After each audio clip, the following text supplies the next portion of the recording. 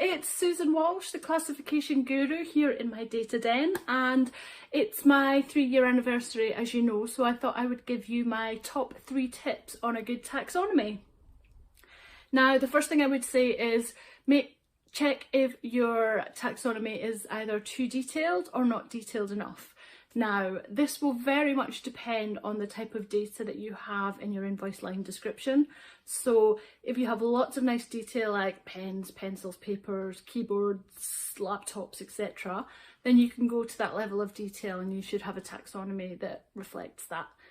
If, however, you only have a supplier name or you have very limited information such as IT equipment, office supplies, then you would need a more simplistic taxonomy. Otherwise, you have a whole load of options in there that you can't use within the classification process.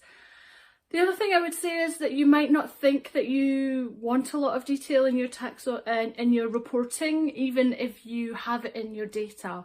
I would always suggest that you classify with too much detail rather than not enough, because at least it's there and you don't use it. But if you decide further down the line that you do want more detail, you would then have to reclassify everything. So by doing it at the start, it might seem a bit like a wasted exercise, but actually it's better to have too much information than not enough. And maybe if you do have a problem, it helps you deep dive a little bit further. So that would be my first tip.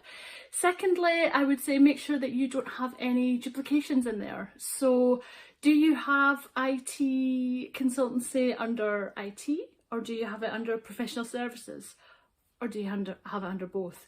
That can happen with HR services as well. So make sure that you have it in one place, because although you might know that it sits under consultancy services or professional services, you might have a colleague who's putting it under IT. So when you're reporting on that, you're not getting your full picture. So it's all about consistency. So just have a check through your taxonomy and make sure that you don't have the same option in multiple places. The other thing I would say is keep it all consistent. So don't have a mixed taxonomy where you have some areas that are really detailed and some that are not. Either have it all detailed or all generic and simple, and that will be much better in terms of reporting, in terms of how your team are classifying their data and how you can report the information. So that's my top 3 tips. I would love to hear if you have any more tips or if you have any questions. Please don't hesitate to put them in the comments below. Thanks very much.